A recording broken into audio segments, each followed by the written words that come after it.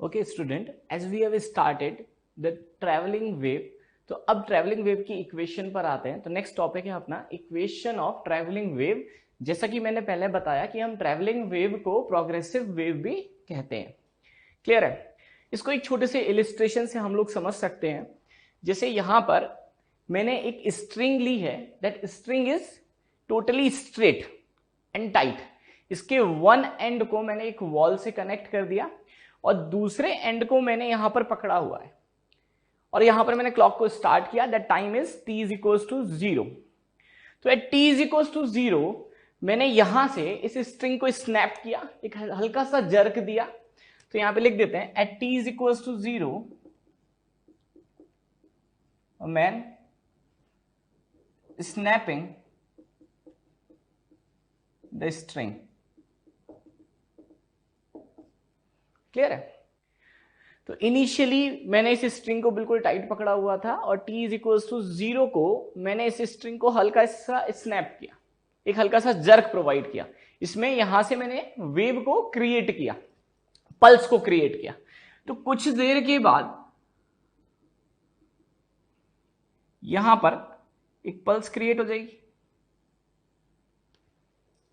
तो हम बोल सकते हैं अब टाइम हो गया t इज ग्रेटर देन 0, या फिर हम बोल सकते हैं the time t is t plus delta t। Clear है? इसको बोल देते हैं दैट इज t डैश। तो जैसे ही मैंने इसको स्नैप किया एक पल्स जनरेट हो गई।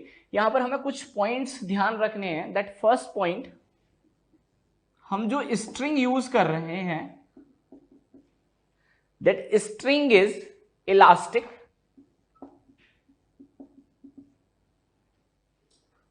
Plus that contain mass. यानी जो हमारी स्ट्रिंग है वो इलास्टिक है और वो मासलेस नहीं है, उसका मास है, दैट कंटेन मास। इन दोनों का यूज क्या है? पहले बात करते हैं मास की बात करते हैं। अगर स्ट्रिंग का मास नहीं होगा, अगर मैं यहां पर मासलेस स्ट्रिंग लूंगा तो that not have any inertia, तो एनर्जी को कंटेन नहीं कर पाएगा। इस स्ट्रिंग को एनर्जी को कंटेन करने के लिए इनर्शिया की रिक्वायरमेंट है और इनर्शिया के लिए मास होना चाहिए।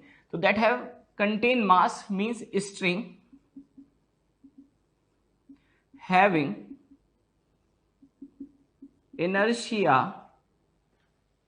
and so its carry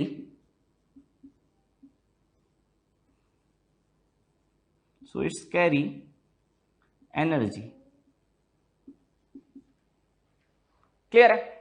तो हम ये बोल सकते हैं कि भाई इस स्ट्रिंग के पास मास है इसलिए इसका इनर्शिया है और ये एनर्जी को कैरी कर सकता है। तो दूसरा पॉइंट था हमारे पास कि इलास्टिक स्ट्रिंग हम यूज कर रहे हैं। इलास्टिक का मतलब है कि अगर मैंने इसको स्नैप किया, एक जर्क दिया जिससे ये पल्स जनरेट हुआ, तो हम बोल सकते हैं कि अभी भी ये स्ट्रिंग अपनी इलास्टिक लिमिट में है, इसमें कोई परमानेंट डिफॉर्मेशन नहीं आ रहा, इसमें कोई एनर्जी का लॉस नहीं हो रहा।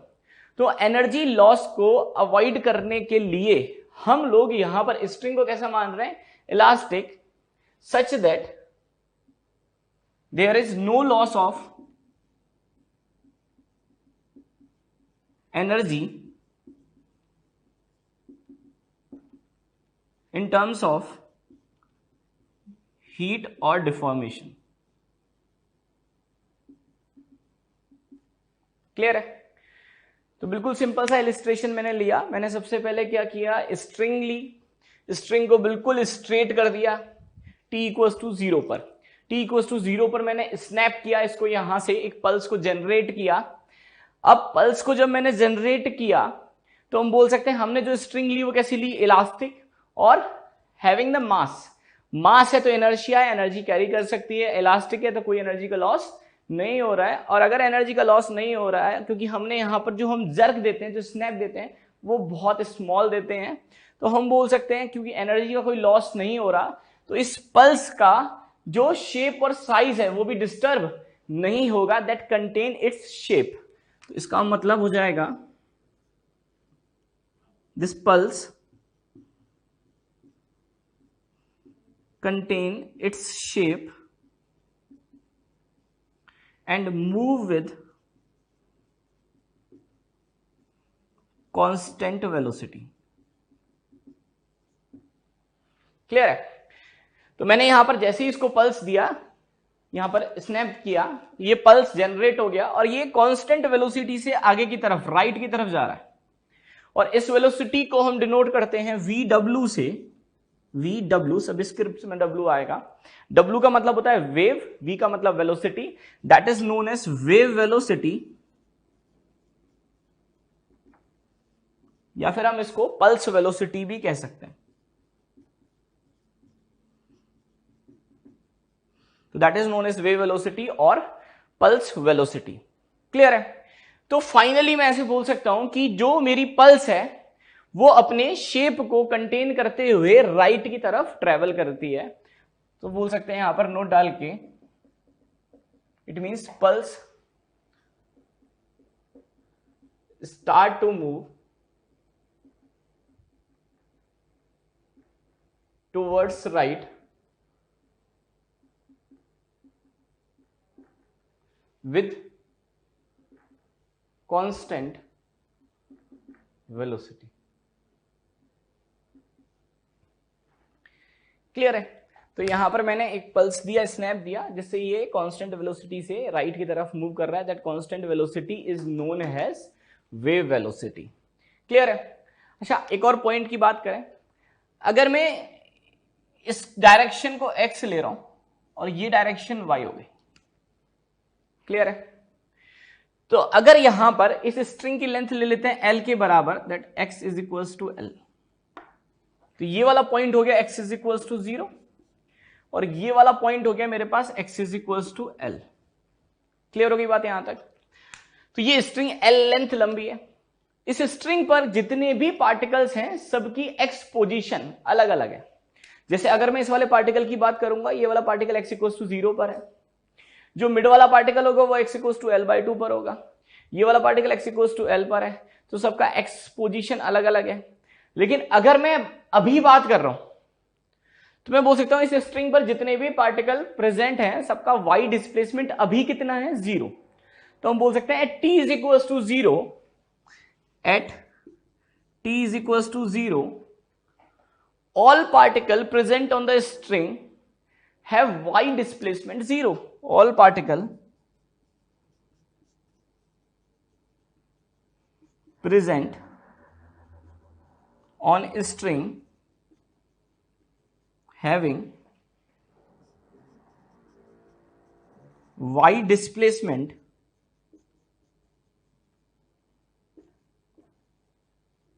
0। तो जितने भी पार्टिकल हैं यहां पर at t is equals to 0। लेकिन अगर मैं t ग्रेटर देन 0 की बात कर रहा हूं, अगर मैं t ग्रेटर देन 0 की बात कर रहा हूं तो आपको दिखाई देगा कि अलग अलग पार्टिकल्स का y डिस्प्लेसमेंट अलग अलग है।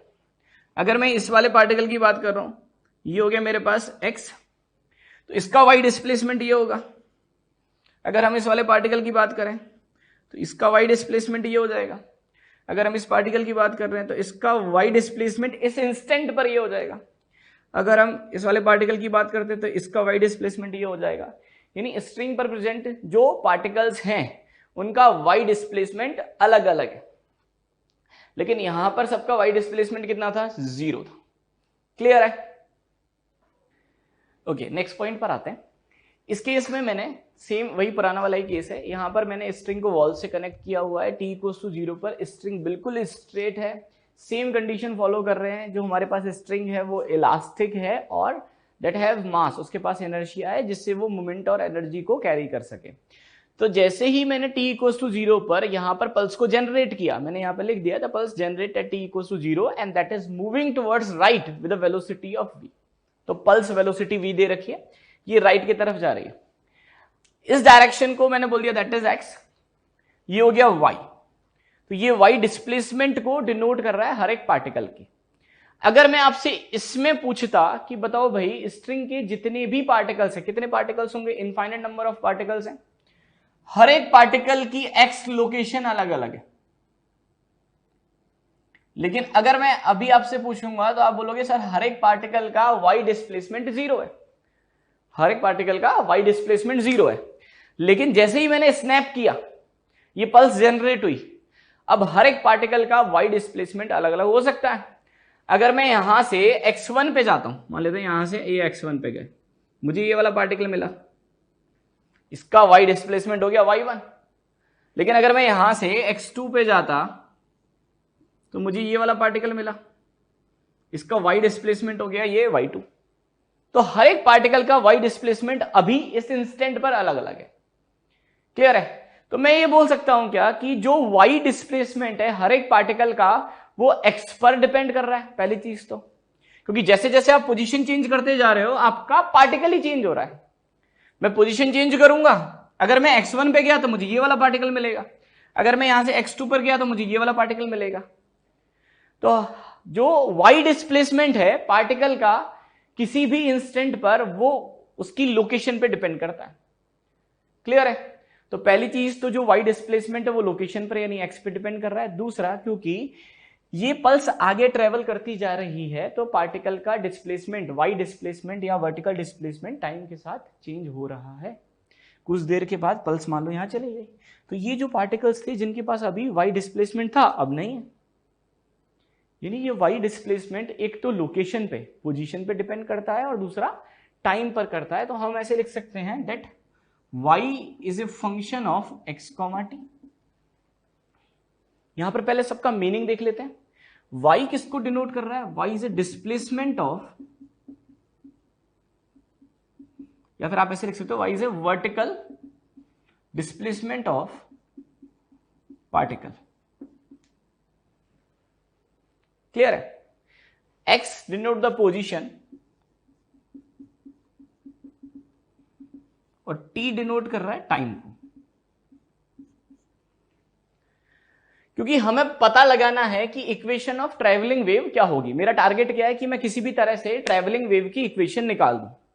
तो अभी मुझे कुछ भी नहीं पता, अभी तो हमने सिर्फ इसका डायग्राम बना लिया। क्लियर है?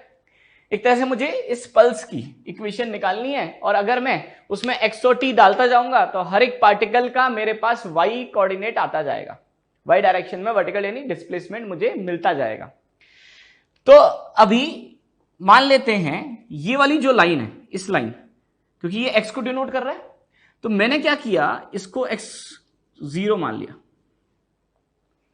इस वाली लाइन को, यानी यहां से x = 0 से स्टार्ट हो रहा है, ये पॉजिटिव डायरेक्शन हो गई, ये नेगेटिव डायरेक्शन हो गई। पल्स कौन सी डायरेक्शन में जा रही है? राइट की तरफ। क्लियर है? तो यहां पर x = 0 है और ये टाइम जो है मेरा वो मैंने मान लिया that is t is greater than 0, यानी जस्ट मेरे स्नैप करने के बाद है, तो टेंडिंग टू 0 बोल सकते हैं। तो t = 0 वाली कंडीशन ही ले लेते हैं कि t = 0 पे मैंने पल्स को जनरेट किया है, क्योंकि यहां पे लिखा हुआ भी है पल्स जनरेटेड एट t = 0। तो मैं बोल सकता हूं क्योंकि y is a function of x, t, तो एट t = 0 अगर मैं x = 0 पर जाऊंगा तो t = 0, अगर मैं x = 0 पर गया तो मुझे इस वाले पार्टिकल का y डिस्प्लेसमेंट मिल गया। ये x = 0 है और t = 0 है, तो ये मुझे इस वाले पार्टिकल का y डिस्प्लेसमेंट मिल गया। तो मैं क्या लिखूंगा? y = f ऑफ x की जगह आ जाएगा 0, मैंने इसको ऐसे लिख दिया, और टाइम यहां पे लिख दिया था t = 0। तो एक तरह से मैं ये बोल सकता हूं कि ये जो पल्स है उसका एक मेरे पास फंक्शन आ गया दैट y = f(0). जैसे मान लो ये एक फोटो की तरह से मैंने एक ड्राइंग बना दी और ये ड्राइंग ही आगे मूव कर रही है, क्योंकि अभी देखा हमने, मैंने स्टार्टिंग में भी बताया था आपको कि पल्स का शेप और साइज चेंज नहीं होता, पल्स अपने शेप को कंटेन करते हुए आगे मूव कर रही है। तो अगर इसका शेप ऐसा है तो ये इसी शेप में आगे मूव कर रही है। क्लियर है? तो अगर ये ड्राइंग है और इस ड्राइंग का नाम मैंने यहां पे बोल दिया f(0), तो इस कुछ देर के बाद भी ये सेम ही शेप होगी, तो अभी भी ये f(0), इसकी वैल्यू थोड़ी चेंज होगी, तो अभी भी ये f(0) ही होगा।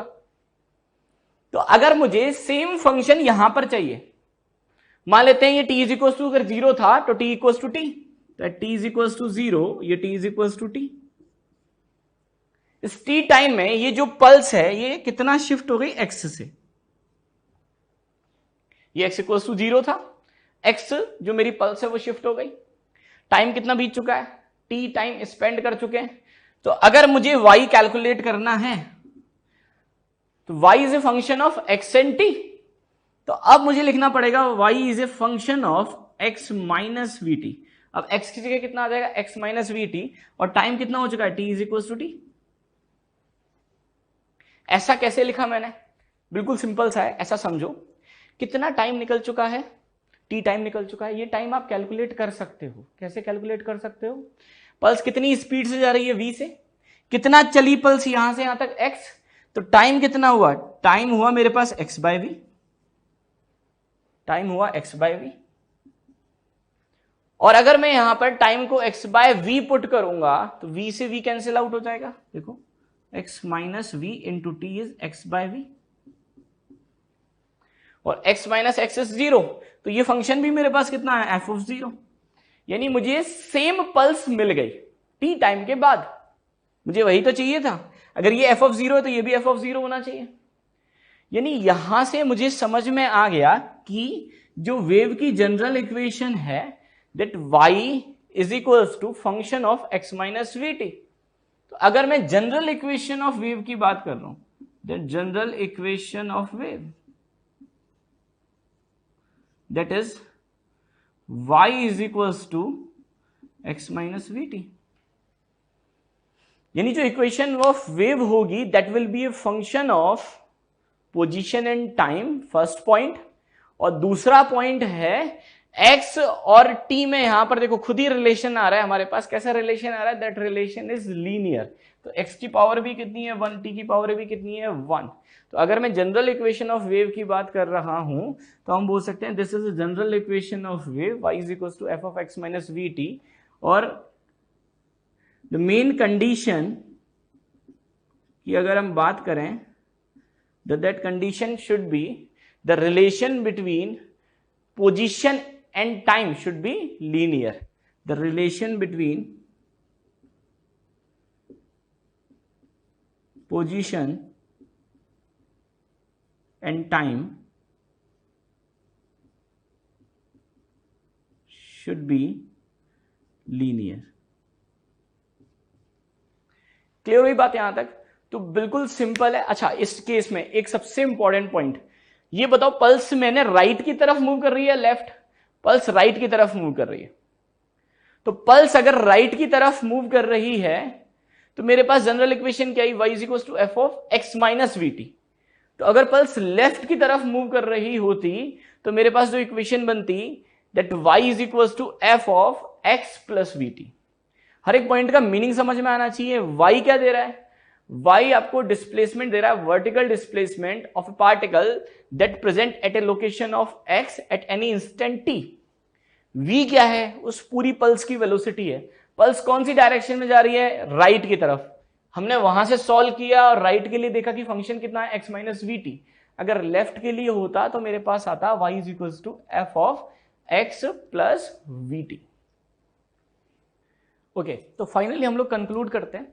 तो यहां पर मैंने नोट डाल के लिख दिया और 2 पॉइंट्स में हम पूरे स्टेटमेंट को कंक्लूड कर लेते हैं। The first point is if the pulse is moving right, हमने निकाला द y, आपको मीनिंग सबका पता है, y is vertical displacement is a function of x minus v t.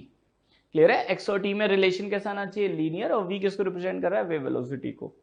अगर पल्स मूव कर रही है लेफ्ट की तरफ तो हम बोल सकते हैं y is equal to F of x plus v t आएगा। क्लियर है? राइट का मतलब समझ में आ रहा है, पल्स इस डायरेक्शन में जा रही है, दिस डायरेक्शन, अगर पल्स ऐसे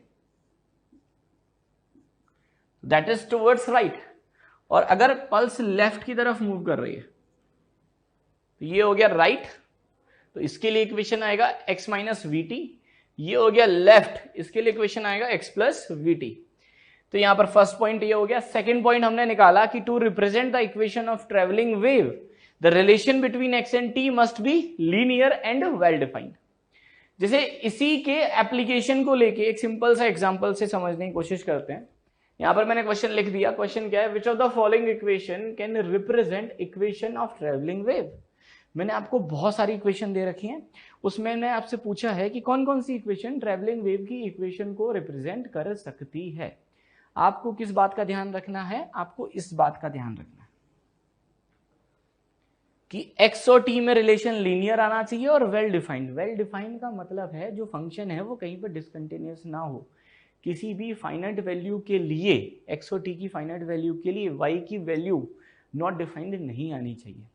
जैसे यहां पर देखें y is equal to x plus t, x और टी में रिलेशन कैसा है, लीनियर, दोनों की पावर कितनी है 1, तो ये वेल डिफाइंड फंक्शन है और लीनियर है, तो ये वेव इक्वेशन को रिप्रेजेंट कर सकता है, बिल्कुल सही है। दूसरा y is equal to x minus v t, again x और टी में रिलेशन कैसा है, लीनियर और वेल डिफाइंड है, तो ये भी वेव इक्वेशन को रिप्रेजेंट कर सकता है। y is equal to x square plus t square, क्या ये वेव इक्वेशन को रिप्रेजेंट कर सकता है, बिल्कुल नहीं, क्योंकि x और t में रिलेशन लीनियर नहीं है। Again next point, y is equal to x square minus t square, क्या ये वेव इक्वेशन को रिप्रेजेंट कर सकता है, बिल्कुल नहीं, गलत है, क्योंकि अगेन सेम रीजन x और t में रिलेशन लीनियर नहीं है। यहां पर आते हैं, y is equal to e to the power a x plus b t, आप इस फंक्शन को भूल जाओ, आप बस इसको देखो, यहां पर x और t की पावर कैसी है, लीनियर है, और फंक्शन हमेशा वेल डिफाइंड है। अगर आप x और t की कोई भी फाइनाइट वैल्यू रखोगे तो y की आपको फाइनाइट वैल्यू ही मिलेगी, तो ये वेव इक्वेशन को रिप्रेजेंट कर सकता है। तो जरूरी नहीं है कि वेव इक्वेशन हमेशा साइन या कॉस की टर्म में हो, पल्स की इक्वेशन कुछ भी हो सकती है, वेव की इक्वेशन कुछ भी हो सकती है, तो आपको कोई रैंडम इक्वेशन भी गिवन हो सकती है, जरूरी नहीं है कि वो हमेशा साइन या कॉस में ही आपको क्वेश्चन दे। लेकिन जनरली हम जो पढ़ेंगे 99% केसेस में हम जनरली साइन या कॉस, क्योंकि हम साइनोसॉइडल वेव को लेके क्वेश्चन सॉल्व करते हैं। क्लियर है? तो मैं तो आपको ये समझा रहा हूं कि आप कैसे पहचानोगे। क्लियर होगी बात यहां तक? अगले पॉइंट पर आते हैं। तो y is equal to a sine of x plus t. अगर मैं बात करूं साइन की कंप्लीट वैल्यू की, तो साइन की कंप्लीट वैल्यू +1 से -1 तक वेरी, -1 से +1 तक वेरी करती है, a से मल्टीप्लाई कर दिया, तो इस y की वैल्यू -a से +a तक ही वेरी करेगी। क्लियर है? यानी फाइनाइट वैल्यू है, और x और t दोनों का रिलेशन कैसा है, लीनियर, तो ये वेव इक्वेशन को रिप्रेजेंट करेगा। That can be equation of travelling wave. y is equal to 1/x minus t, ये वेव इक्वेशन नहीं होगा। रीजन क्या है? लीनियर तो है, x और t दोनों की पावर 1 है, तो relation between x and t is linear, लेकिन उस सारे पॉइंट्स पर जहां पर x की वैल्यू और t की वैल्यू मैग्नीट्यूड वाइज सेम हो जाएगी, like suppose at the position is 1 and time is also 1, 1 - 1 is 0, 1/0 is not defined, तो कुछ ऐसे पर्टिकुलर पॉइंट्स आएंगे जहां पर हमें y की डिफाइंड वैल्यू नहीं मिलेगी, तो हम बोल सकते हैं कि ये वेव इक्वेशन को रिप्रेजेंट नहीं करेगा। अगला point, y is equal to a cos of kx plus omega t plus five. यहां पर k, ओमेगा और फाइव कोई भी कांस्टेंट है, अभी हमें नहीं पता। अगर मैं आपसे पूछूं कि क्या ये वेव इक्वेशन को रिप्रेजेंट कर सकता है, तो आप चेक करोगे कि x और t में रिलेशन कैसा है, लीनियर, और यहां पर cos आ रहा है, अगेन cos की वैल्यू -1 से +1 तक वेरी करती है, आगे a मल्टीप्लाई कर दिया तो -a से +a तक वेरी करेगी, again well defined and linear equation, तो ये वेव इक्वेशन को रिप्रेजेंट करेगा। क्लियर होगी बात यहां तक? हम अब इसी इक्वेशन को आगे लेके, इसी को हम क्या बोलते हैं, that is a form of sinusoidal equation. Clear होगी बात? तो अगर मैं ट्रैवलिंग वेव की बात कर रहा हूं तो उसकी जो साइनोसॉइडल फॉर्म होती है वो यही होती है, y is equal to a cos of या sine of cos of kx plus omega t plus five. Okay, तो हम लोग यहां तक पहुंच गए थे, y is equal to f of x minus v t. तो हम ये बोल सकते हैं कि अगर function of x minus v t, x और t में रिलेशन लीनियर है, तो ये एक वेव इक्वेशन को रिप्रेजेंट करेगा। तो मैं ये बोल सकता हूं that represent wave equation in which pulse is moving with a velocity v. v क्या है? v is wave velocity. Clear है? मैं बार बार यहां पर वेव वेलोसिटी को इसलिए लिख रहा हूं, इसको vw से लिख देते हैं, यहां पर v है इसलिए v रहने देते हैं। यहां पर बार बार मैं वेव वेलोसिटी इसलिए लिख रहा हूं क्योंकि आगे जाके एक और वेलोसिटी आएगा, दैट इज पार्टिकल वेलोसिटी। तो हमें बड़ा कंफ्यूजन होता है कि सर कौन सी वेव वेलोसिटी है, कौन सी पार्टिकल वेलोसिटी है, कब हमें क्या यूज करना है। तो अभी तक मैंने पार्टिकल वेलोसिटी का नाम नहीं लिया, अभी सिर्फ हम वेव वेलोसिटी की बात कर रहे हैं। तो वेव वेलोसिटी का मतलब क्लियर हुआ, पल्स जिस वेलोसिटी से आइदर राइट और लेफ्ट की तरफ मूव कर रही है उस वेलोसिटी को हम वेव वेलोसिटी कहते हैं। तो यहां तक आ गए हम।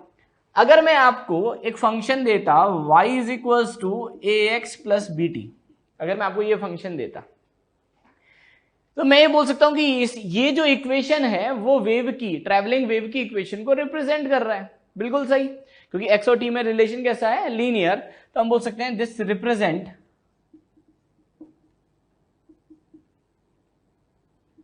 Equation of travelling wave.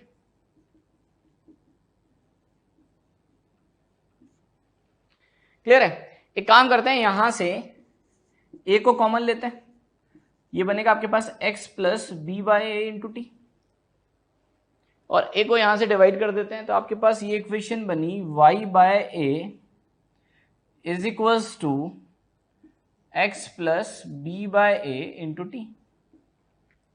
Clear है? y by a is equals to x plus b by into t, और यहां से इसको मैं y बाय ए को एक नया वेरिएबल मान लेता हूं, दैट इज y डैश। मैंने ऐसा इसलिए किया जिससे मैं इस इक्वेशन को इस इक्वेशन से कंपेयर कर सकूं। जैसे यहां पर अगर मैं बात करूं कि इस इक्वेशन, दैट इज इक्वेशन 1, ये मेरे पास हो गई इक्वेशन 2, और अगर मैं इक्वेशन 1 और इक्वेशन 2 को कंपेयर करूं तो यहां से t का कोफिशिएंट कितना है, माइनस v, और इस इक्वेशन में t का कोफिशिएंट कितना है, b बाय। तो मैं बोल सकता हूं minus v is equals to b by. Clear है? तो ये मेरे पास कहां से आया, बाय कंपेयरिंग इक्वेशन 1 एंड 2। बिल्कुल सिंपल है। इक्वेशन 1 वही फंक्शन है जो हमने पहले निकाला, इक्वेशन 2 मैंने एक फंक्शन मान लिया कि ये, क्योंकि हमें पता है, अब हमें रटने की जरूरत नहीं है, मुझे पता है बिल्कुल कि ये ट्रैवलिंग वेव की इक्वेशन को रिप्रेजेंट कर रहा है। अब मैंने इसका फॉर्मेट कुछ इस तरह से चेंज किया, यहां से मैंने कंपेयर कर लिया, तो मैंने कंपेयर किया तो minus v is equal to b by a आया, तो v इज इक्वल टू कितना आया, v is equal to minus of b by. Clear है? माइनस ऐसे ही रहने देते हैं। b क्या है, b एक्चुअली कोफिशिएंट है t का, तो मैं लिखूंगा b की जगह that is coefficient of t, time का कोफिशिएंट। और अगर मैं a की बात करूं तो a अगर देखें तो किसका कोफिशिएंट है, x का, तो a is coefficient of x। तो यहां से मेरे पास वेव वेलोसिटी की एक डेफिनेशन या एक बोल सकते हैं फॉर्मूला टाइप आ गया कि wave velocity is equals to होता है minus of coefficient of t upon coefficient of x। इसको हम याद रखेंगे क्योंकि हम बहुत सारे क्वेश्चन में इसको डायरेक्टली अप्लाई करते हैं। यहां पर मैं लिख भी देता हूं that v represent the wave velocity and this formula is very very very important. Clear है? क्योंकि कई क्वेश्चंस में जहां पर आपको इक्वेशन दी होगी और आपसे पूछा जाएगा कि वेव वेलोसिटी निकालो, तो वेव वेलोसिटी निकालने के लिए मैं हमेशा आंख बंद करके इसी चीज को अप्लाई करूं। मैं हमेशा लिखूंगा कि v is equal to minus of coefficient of t upon coefficient of x। यहां से जो आंसर आएगा वो मेरा फाइनल आंसर होगा। फॉर एग्जाम्पल अगर मैं आपसे बोल रहा हूं, एक इक्वेशन दे रखी है आपको y is equal to x plus 2t। इस केस में अगर ये this equation is a represent traveling wave, अगर ये इक्वेशन ट्रैवलिंग वेव को रिप्रेजेंट कर रही है तो मैंने आपसे पूछा है कि कैलकुलेट करो वेव वेलोसिटी कितनी होगी। तो वेव वेलोसिटी कैसे कैलकुलेट करोगे इस केस में, आप लिखोगे sir wave velocity is equal to होता है minus of coefficient of t. Coefficient of t की बात करूं तो यहां पर कितना है 2 upon coefficient of x। Coefficient of x कितना है 1। तो वेव वेलोसिटी मेरे पास कितनी है, माइनस का 2 मीटर पर सेकेंड। क्लियर है? अगर x आपको दे रखा है मीटर में, यहां पे लिख देते हैं x given in metre in time given in second, तो आपके पास v कितना आ गया, माइनस का 2 मीटर पर सेकेंड। माइनस क्या डिनोट कर रहा है, पल्स लेफ्ट की तरफ जा रही है, तो हम बोल सकते हैं minus indicate the pulse moving towards left।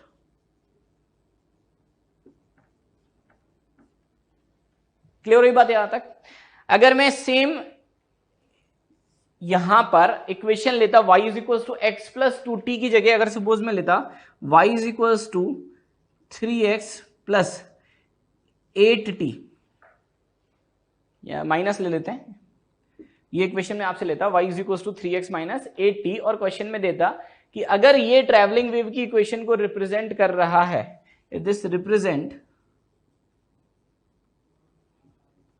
Equation of travelling wave, calculate the wave velocity. तो वेव वेलोसिटी कैसे कैलकुलेट करते हैं आप? v is equal to minus of coefficient of t, coefficient of t is -8 upon coefficient of x, और coefficient of x कितना आ जाता? 3। तो यहां से आपके पास आता minus minus plus of 8/3 metre per second. इस केस में वेलोसिटी कैसी आई? पॉजिटिव। तो वेलोसिटी पॉजिटिव आ गई, इसका मतलब पल्स कौन सी डायरेक्शन में मूव कर रही है? राइट की तरफ with an velocity of 8/3 metre per second. और इस केस में पल्स कौन सी डायरेक्शन मूव कर रही थी? लेफ्ट की तरफ। नेगेटिव आया लेफ्ट की तरफ with velocity of 2 metre per second. तो हम बोल सकते हैं पल्स मूविंग